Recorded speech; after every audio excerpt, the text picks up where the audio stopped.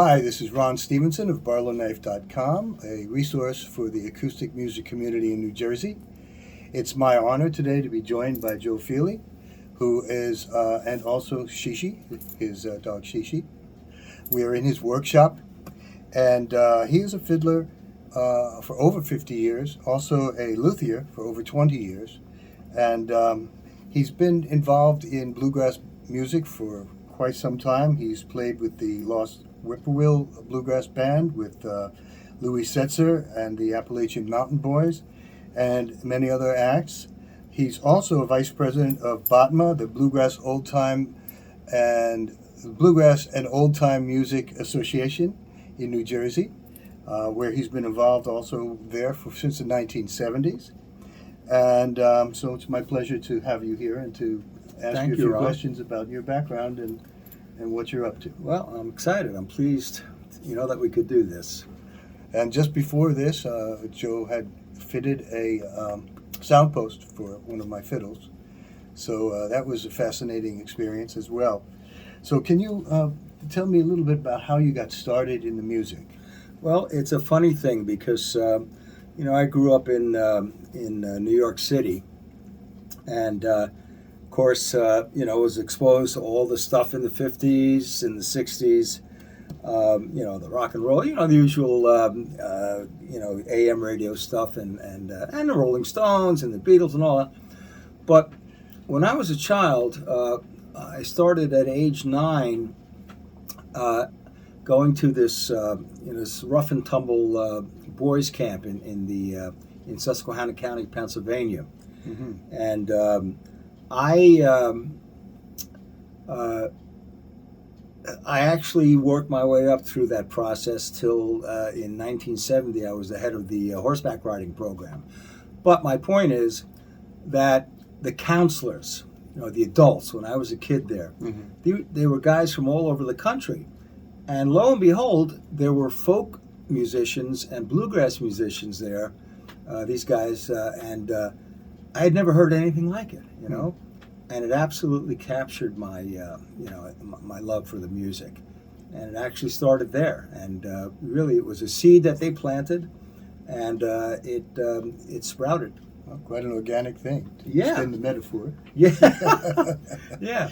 Yeah. So then you started learning fiddle, and you've taken actual fiddle lessons for some time with some very accomplished people. Could you talk about that? Well, I didn't start fiddling until the 70s. Before that, I was playing guitar and maybe a little banjo here and there. But I wanted to play a lead instrument that, that would be in demand and that was interesting to me. And the fiddle was the one that came up. And of course, I bought a cheap fiddle and I started hacking away on it and trying to figure out the notes and this and that. Right. And one day, I don't know if it was a trade paper or just a circular, I saw a little advertisement: bluegrass fiddle lessons by former Bill Monroe fiddler. Wow! And I'm like, oh, where is that? Is that in Nashville? It was in Piscataway, New Jersey. It turned out that it was Gene Lowinger, who was from New Jersey and who played for Monroe for a while, and he was giving lessons. So I thought, well, this is it. The horse's mouth. What more do I want? Mm-hmm. They were, in those days, they were very expensive lessons. And he was a taskmaster. Mm-hmm. He busted me, and it was exactly what I needed. Mm-hmm. I needed that kind of discipline, and I needed that kind of, intensity. Right. And that's really how I got started. I took lessons from Gene for 3 years till I got to a point where I was so stuffed with all of the things that he gave me, mm-hmm. but a small percentage of which I could actually execute. So at that point, I left Gene and just kept working on what he had bestowed upon me. I see. And that took years. And the fiddle is an endless learning curve. Oh, sure. It never stops. You know that. Yeah. So, well, unless you give up. Right. Right. Yeah. Don't do that. That's interesting. So, and as you went off on your own, did you have what mentors or what kind of direction did you follow to develop? Well, that's a good question because I like people to know this. What Gene was teaching me was the music from the original bluegrass band. Bill Monroe, Earl Scruggs, Howard Watts, Lester Flatt, and Chubby Wise. Wow. And Chubby Wise was my original model, and he's still one of my mega heroes because he's all about note selection and execution, not about fanciness. If you do what he does, it sounds as fancy as hell, but it's just basically beautiful blues and swing stuff. And that taught me that it's not the number of notes, it's the quality of the note that you play, And that's been one of my guiding lights, really. After that would be two other guys besides my teacher, Gene, and that would be obviously, I'm sure everybody will recognize the name Kenny Baker, because he then brought me into, interesting techniques, double stops, and note choices that made sense without being excessive, Right. just beautifully placed. And his bowing was pretty amazing. Chubby Wise used to call him Old Velvet Arm. Yeah, his bowling was unbelievable. Yes. And then for top-notch, incredible, blow your mind, and you might hope never to be able to play it stuff, Byron Berline. Yes. That guy, and I got to meet him and spend some time with him, and Nice. not only one of the sweetest gentlemen in the world, but and generous and open, but the stuff that he taught, that I learned from him, was just amazing. It helped me advance. Wow. Was he housed in Nashville? Not at the time I got involved with him. He was back home in Guthrie, Oklahoma, where he had, up until recently, a very, very well-known fiddle shop called Double Stop Fiddle Shop. And I was there. I did an interview with him for Fiddler magazine, and I bought a fiddle from him. And we spent the whole day. I mean, he took me out to. I went out to lunch with him and Dan Crary and and John Hickman, and he had at least hundreds and hundreds of fiddles at that shop. Wow. He had room after room just hanging there. And I spent the whole day trying out a bunch of them. It was paradise. Wow, that is something else. Yeah, it was great. And in addition to your fiddling, well, we should stick to your fiddling first and talk about some of the collaborations that you've been involved in over the years. I understand that you also won an award with the Jim Murphy and the Pine Barrens. Yeah, Jim recorded an album and was recognized by the traditional, not the regular Nashville CMA, but it's out west, the Traditional Country Music Association. They honor all the old guys, I see. And Jim won Band of the Year and Album of the Year from them. I think in the mid-'90s when we were playing for him, and that was the apex of his musical career. He was just tickled pink, So were we, it was pretty nice. So your recent collaborations, how often do you play with the bands that you're working with now? Well, we used to do a lot of shows with Louis Setzer. Louis is slowing down, he's getting up there in age, but we still do some festivals and private parties. We're going to be doing the Thousand Islands Bluegrass Festival in June. Oh, that's cool. Way up on the Canadian border. Beautiful place. Too. Oh, yeah. It really is. We're going to be doing Wind Gap in August and so on and so forth. The Whippoorwills, we do more jobs. We're still going strong. And we do a lot of local stuff. We played the Ocean County Fair several times. We're going to be playing a so-called ice cream social for the Brick Historical Society in September. Okay, cool. Things like that. Really, really fun stuff. Yeah, it's good that you get out. Of course, you play with Batma quite a bit too. You are. Yes. You're very intimately involved with Batma. I am. I know you gave a performance just the other day. We did. Huh? Yep. So you're always there to help. I like to give Yeah. when I can, when we can schedule it. I like to give fiddle workshops there. You know, we. I took one of those with you. Did you? You Okay. probably don't remember. Yeah, it was a lot of fun. Yeah, yeah. All right. I remember the girl next to me. She didn't use a shoulder brace. Okay. I found that quite fascinating. Yeah, I know some people who don't, but for me, I need that crutch. myself. I do too. And you know, the old timers years ago didn't know from shoulder rests. Uh-huh. Some of them didn't even know from chin rests. You know. Oh, really? Oh yeah, yeah. The shoulder rest. Chest rest, maybe. The shoulder rest is a very recent invention relative to the history of the violin. The chin rest is older, came in during the 19th century, but before then, these guys would just put a cloth or a hanky on their clavicle, and put their chin on the fiddle. A lot of the old fiddles you'll see where their chin sweat really eroded the varnish. Really? Wow. Yeah. Yeah, I know a few classical people who will not use a chin strap, or what do you call that? again? Chin A rest? They won't Okay. use it at all. They'll put a Yeah. cloth or something. Mm-hmm. So while we're on the subject of fiddles, how did you get involved with being a luthier?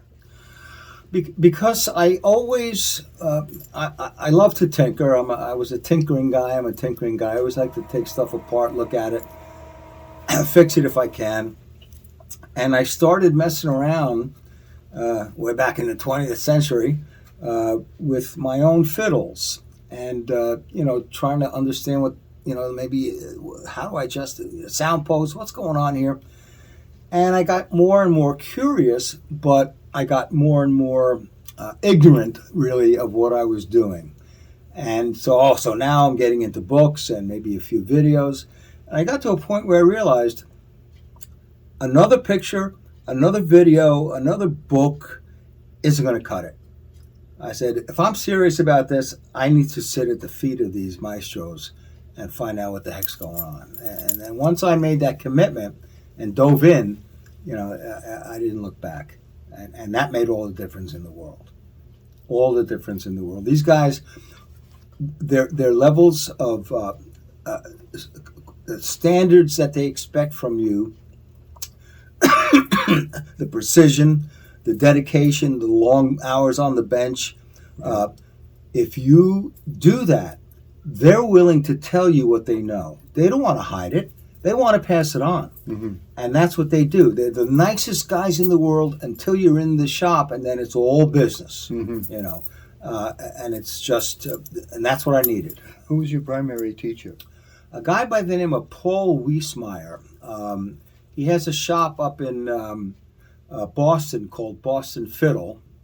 Not that it's actually all that fiddles. It's high class stuff. At one time, he had 3 Stradivari violins in his shop. He said he couldn't sleep at night. He was so nervous. He's right across from the Boston Symphony there. Uh-huh. He was my main teacher, but also worth mentioning is another teacher I had by the name of Hans Nebel, who he was born in Germany, and he came over.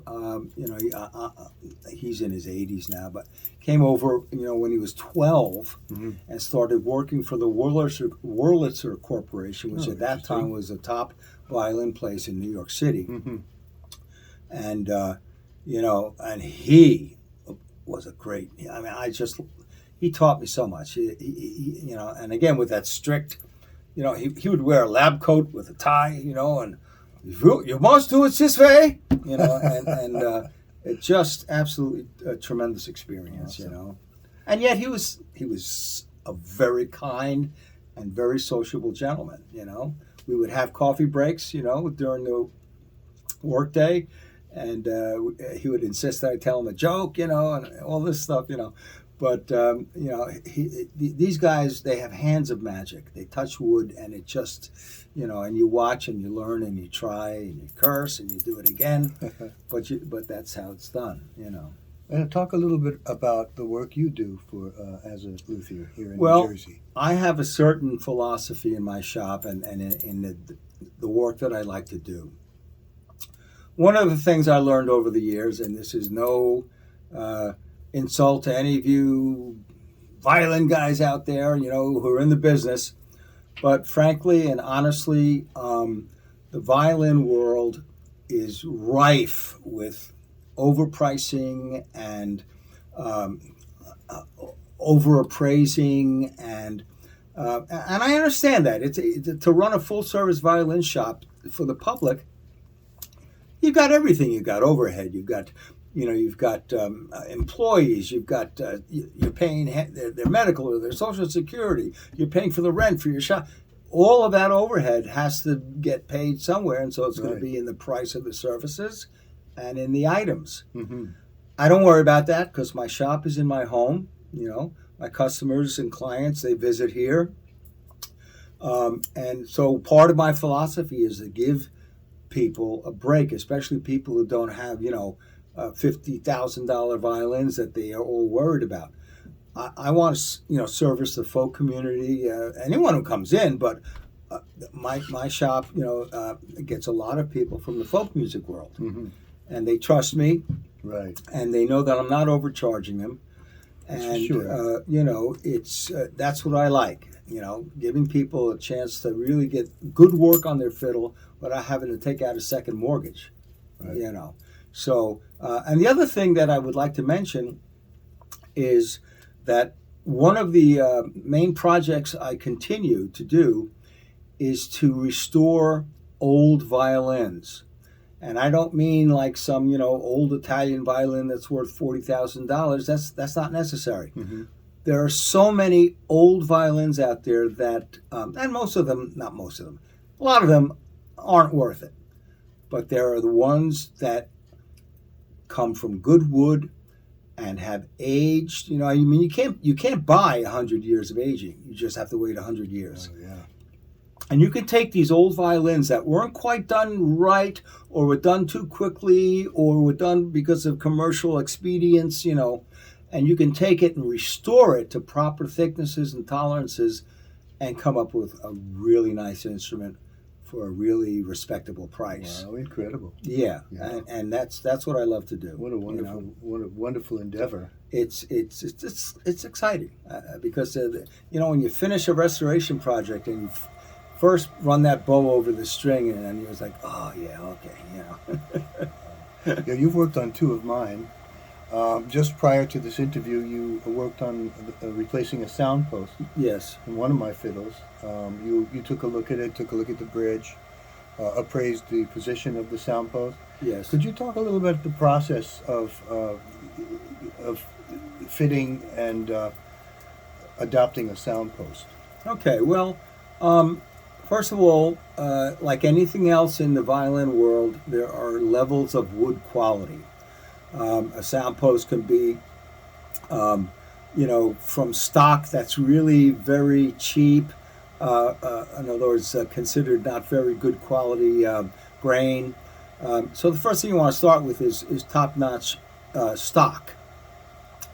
Then it has to be fitted properly, and that includes a 3-degree angle on the top, a 4-degree angle on the bottom, assuming that the top and bottom innards are properly angled. And then you get to a point where the positioning of the sound post is critical. I mean, there's a textbook setting for a sound post, Mm-hmm. but you can manipulate it a little bit to maybe find another sweet spot for that particular violin. Mm-hmm. The old Italian makers, the name they would use for the sound post was l'anima, the soul. L'anima. L'anima, Wow. the soul of the instrument. Interesting, yes. Yeah. Wow. And that's a lot more poetic than sound post, and it gets the point across. So when you were replacing mine, you noticed a couple of things that I might say red flags or things that needed to be corrected. Yes. Can you talk about those a little bit? Well, of course, as you remember, we noticed that the wood, the quality of the spruce wasn't really top notch. And you judged that by the grain. By the amount of grains that you could see in the top. Mm-hmm. And the other thing was that whoever installed the post just took it from stock and never thinned the diameter down to where you really want it to be. And it hardly even fit into the Almost F-hole. didn't get through the F-hole. Yeah. And right there, you're like, okay, what's going on here? Mm-hmm. But yeah, it should be between 5.7 millimeters and maybe 6 millimeters.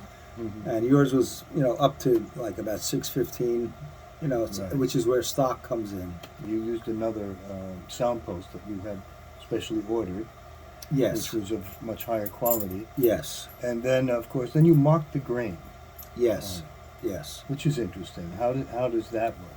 Well, of course, if you look at the top of a sound post, okay, the grain will run a certain direction, okay?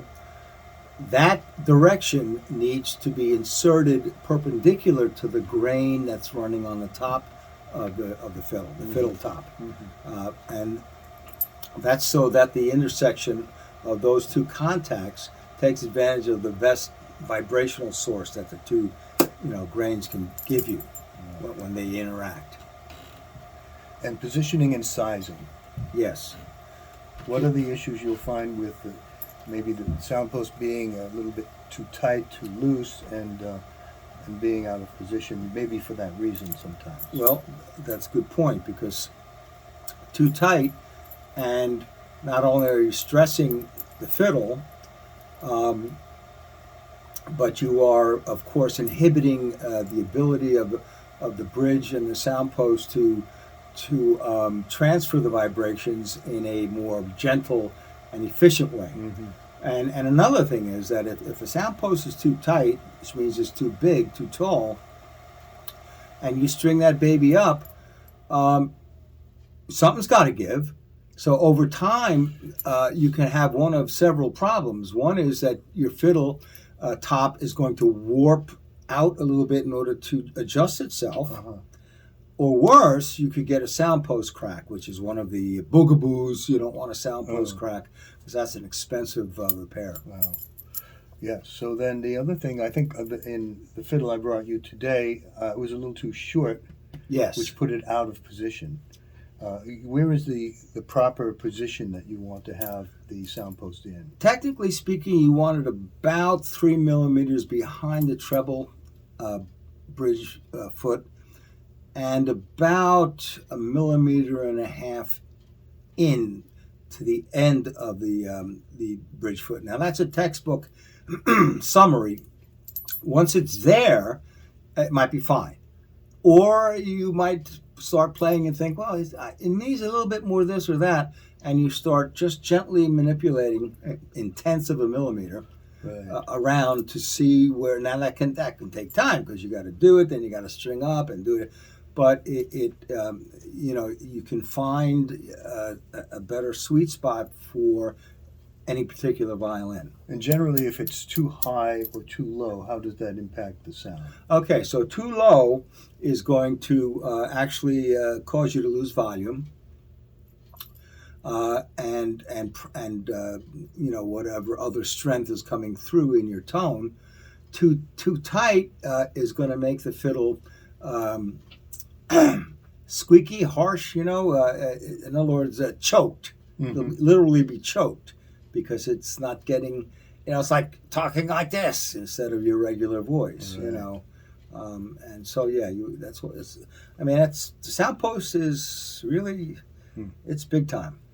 And in addition to the sound post, what are some of the other things, common repairs that you have to do when people bring a fiddle in to you?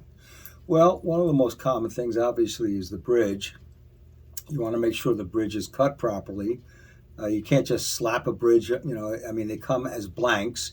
They have to be properly carved so that, let's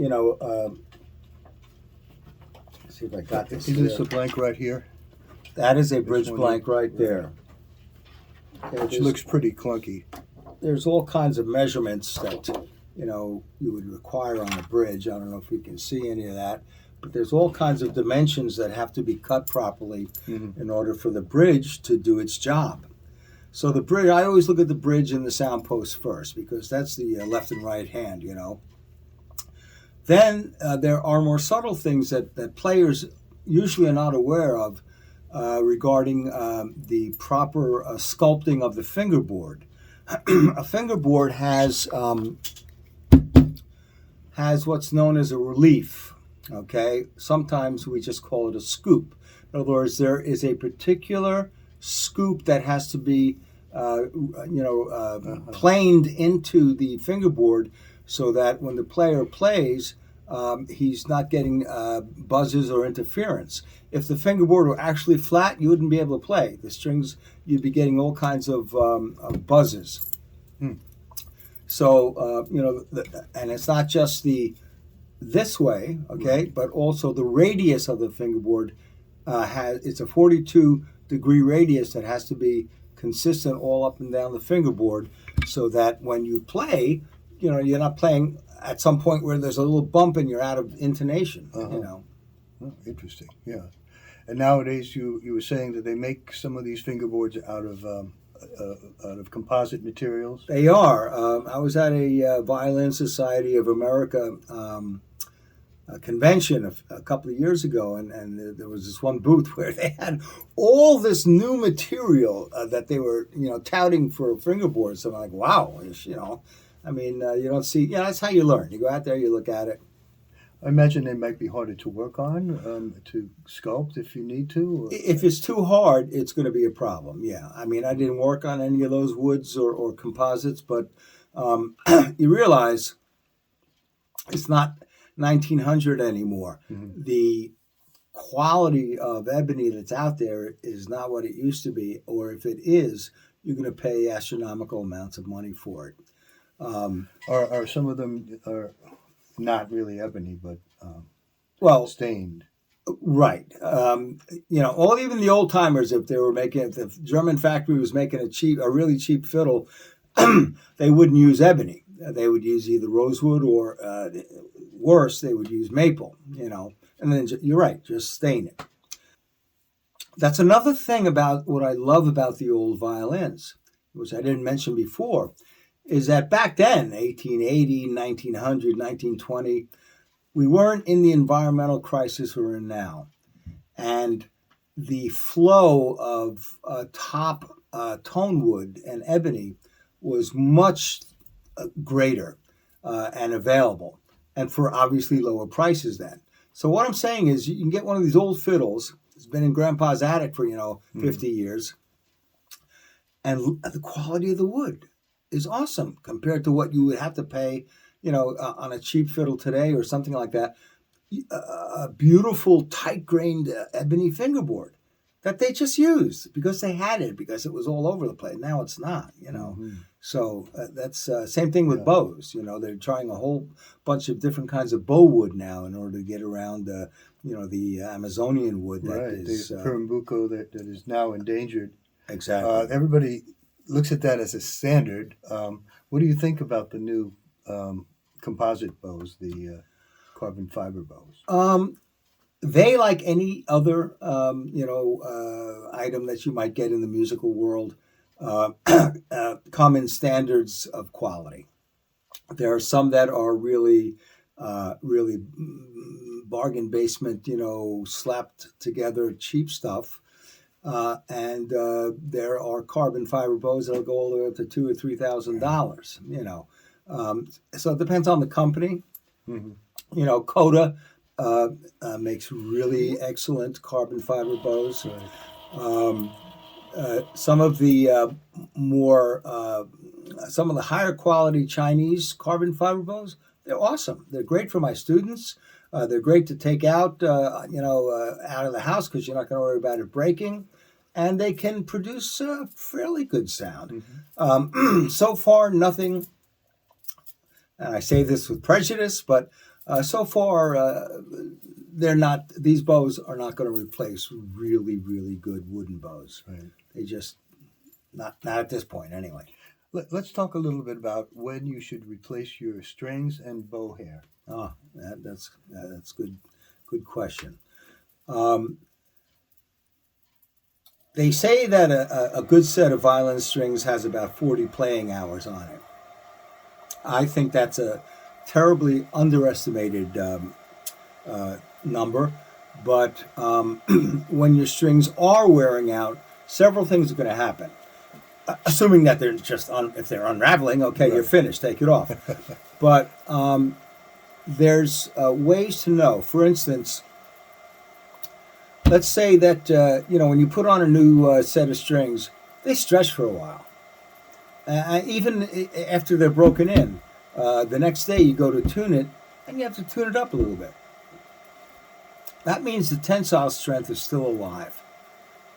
Then you reach that midpoint where you go to your fiddle the next day, and you didn't have to tune it, and it still sounds pretty good.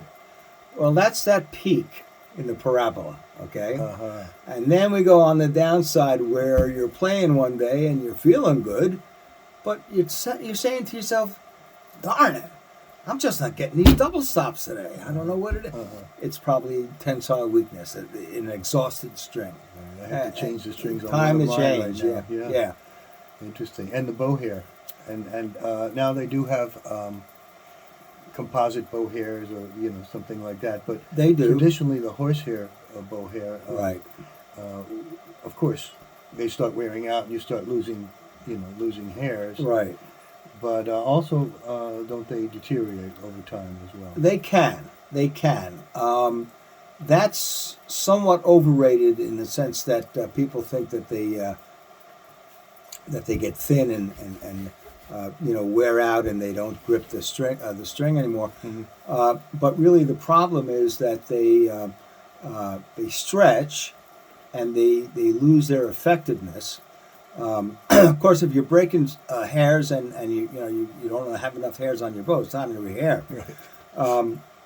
But it's usually good to rehair at least once a year if you're a very active player. Mm-hmm. Is it true that it loses its barbs? There's little horsehair barbs I hear, and is that true? You know what? That's a controversy in the violin world. Is it? Yeah, some people believe that, and some people don't. Uh-huh. I put it this way. Like I said, in any item in the musical world, there are levels of quality. And you can get really bad horsehair, or you can get, supposedly the best horsehair is fresh, live stallion. Oh, really? Taken from a live stallion. The Mongolians produce a tremendous amount of the horsehair that the violin world uses. Uh-huh. Then is live mare, okay? And then after that is hair from a horse that isn't alive, and so on and so forth. But even among those, there's quality. And then there's hair of the dog. Yeah, right. Yeah, no offense. But yeah, there's and should I get live stallion? Nah, get a good, hank of hair from a good, source that you trust. Your luthier should be getting it from a good source that he or she trusts. And just go with it, You change hairs for people? Oh yeah, we do. I do bow work. Yeah. Because sometimes I'll bring it to the shop, and and I'm not even certain whether they're doing great work or not. Right. Right. Yeah. You teach people how to change their own bow hair? No, I would never. It's a really complicated process. Believe it or not, it takes a long time to be able to repair or rehair a bow properly, because ironically, because it's such an ancient technology. You're gluing hair and plugging it in with a little piece of wood, and you're measuring it, and it's tedious. I see. Well, that's interesting. Next time I want to change some bow hairs, I'll consult you. Oh yeah, sure. Yeah, great. Absolutely. And, That's the bow station there. Oh, you have the bow station over there. Yeah, you've got quite a few things you're working on at once here. Yeah. I noticed in the other room you've got a whole bunch of other fiddles hanging there as well. Yeah. Some of them are just finished stock. Some of them are in what I call the coma department. They're just in a coma waiting to be brought back to life. Yes. So if we can return finally to playing and kind of end on that note. Okay. What do you take as your approach to playing? That's a really great question, because One of the things that I see among beginner bluegrass and folk and old-time fiddlers in particular, although this can apply to anyone on any instrument, is that they don't take the masters seriously. In other words, they think because it's folk music that you just finger paint whatever you want, and make a mushy sound and just, it's all about me and my creativity. No, it's a genre, with masters who have really set forth the classics and the specifics and the kinds of ways of playing, and you need to have the patience to really go slow in the beginning and learn what they're teaching you. And in my day, I had to lean over a turntable and put the thing on 16 RPMs and put my ear there and hope I could get the lick. Nowadays, you got everything from slow down machines to YouTube, to teachers on YouTube, right. And access to a lot of old recordings online too. Old recordings online, music camps. That would have been paradise to me, in those days. So you have to pay your dues. You have to. It's I tell students, do you know Jerry Lee Lewis? Oh yeah, we know Jerry Lee Lewis. Do you remember when he used to, at some point in his performance, he would stand up, kick the chair away from the piano, and start banging on the piano with his elbows. Okay. I said, when you can do that? You're allowed to do that after you can play like him. Okay. In other words, I'll put it in one concise statement. Mm-hmm. You're allowed to break the rules after you've mastered them. Mm-hmm. Before then, you're just breaking the rules. Mm-hmm. Interesting. What's some common mistakes that you see? One of the most you do a lot of workshops and you hear a lot of people play. Yes. One of the things that I'm really big on is positioning. The fiddle requires a certain discipline of body positioning that a lot of other musicians of other instruments don't have to worry about. And I'm sure they do, but the fiddle is unique in the sense that it's a whole body demand, and and plus I usually tell my students, you're a fiddler? Well, you don't have one instrument then. You have two. The other one's called a bow. Mm-hmm.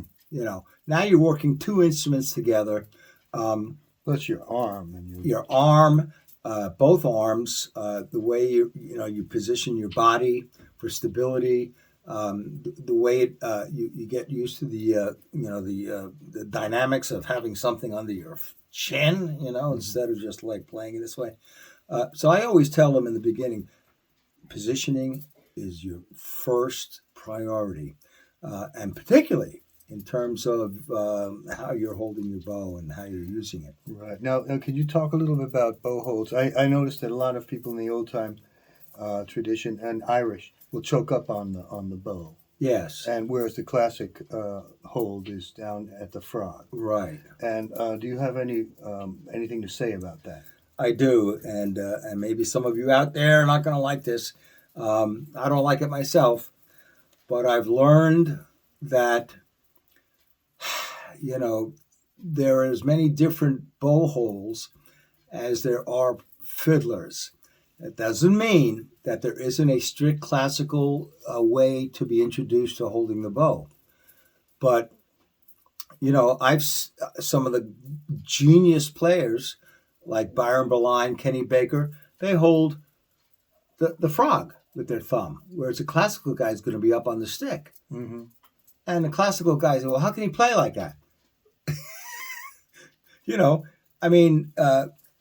They do. Now, that doesn't mean you start that way, okay? These guys, maybe they didn't even have the advantage of a strict teacher who wanted to play another way, but being inherently, geniuses of their craft, it's almost like maybe even they're compensating for that hold. Michael Cleveland holds it like a golf club, for God's sakes. Oh, does he? Yeah, he noticed just, how he holds like it. that, Wow. He apparently goes through about a bow a week in terms of hair. Oh. You know, Oh, yeah, he's a monster on he's that a thing. I'm monster. telling you. Yeah. But what can you say? Listen to what the guy's producing, Yeah. So, I mean, there is room, there's latitude for all kinds of approaches, all right? It's just a matter of whether your results are what you want, And I find I'm constantly challenging myself to increase my wrist flexibility and the circular movements that I'm using in Yes, bowling. yes, I'll catch myself not being a little stiff sometimes. yes, And I'll try to, if it's a jam or a practice, I'll try to focus, more on that. right, I think right. that I still have room for improvement on that, obviously, and that's something I focus on. Yeah, me too. A lot of people don't realize bowing doesn't come from the wrist, doesn't come from the elbow, comes from the shoulder. It starts all up here, Mm-hmm. and all of that has to be connected to the flow. Otherwise, if you're stiff one area, that stiffness is going to play through into your music. Right. So yeah, you're right. I mean, that's really a great thing to concentrate on. And then another difference, I don't know how big a difference it is between more classical approaches and a folk approach, is the bowing patterns, the types of patterns that you'll use, whether you're doing a certain kind of a what do you call it? A shuffle. A shuffle, the Nashville shuffle, or other shuffles that are used and so forth. I'm not sure whether they emphasize that as much in classical music or not, but I find that that's something that it really pays to pay attention to. Sure. I mean, and the classical world absolutely has various kinds of bowing patterns and movements that would never play out into folk music. It's from their world, and we have stuff that Gene Lowinger, when he came back from Monroe, he entered the Manhattan School of Music and got a master's degree in violin performance. So by the time I got to him, he was from both sides. Mm-hmm. He could play the classical or Bill Monroe stuff, and he used to, during orchestra practice when they had a break, he would start playing some bluegrass stuff, and these guys would say, how do you do that? Play that again, I mean, every music has its specific, Vassar Clemens too, didn't he come from a classical background? No, he he didn't. No, but that's another genius. That guy, my I God. would think he would. Oh, because, I know. You would think so. yeah. Now he just had a huge sponge-like ability to absorb all that swing stuff and just make it happen. What advice would you give a fiddler like myself? What advice would I give you? Well, not just me, but of course, I'm one of them. Someone who's doing this, and wants to constantly improve. Mm-hmm. What kind of advice generally would you say they should heed?